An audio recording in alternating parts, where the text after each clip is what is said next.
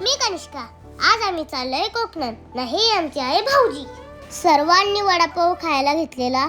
मी घेतलेला कटलेस. कसा का यज्ञेश दादाला फिरायला नव्हता आणलेला म्हणून रडत होता. आम्ही जोंगाड्या घेतलेला, एक भाऊजींनी एक पप्पांनी.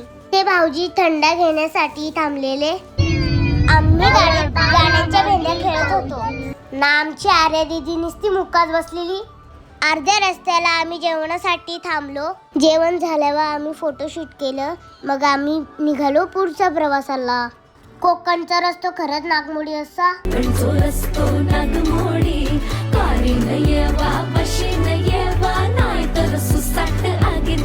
इथे भाऊजींची गाडी आमच्या पुढे होती ना, आम्ही त्यांच्या पाठी होतो. मग आम्हाला लागला भोगदा.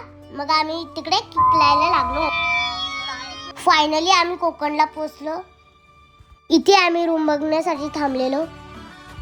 जिमीतला सनरूफच्या वरती बसवलेला, तर त्याला खूप मजा आली.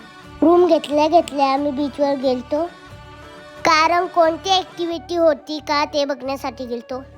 पण पोरं काय ऐकतात. जिमीला लाटा आल्या खूप. मग रात्री आम्ही जेवलो, थोडीशी मजा केली ना झोपलो.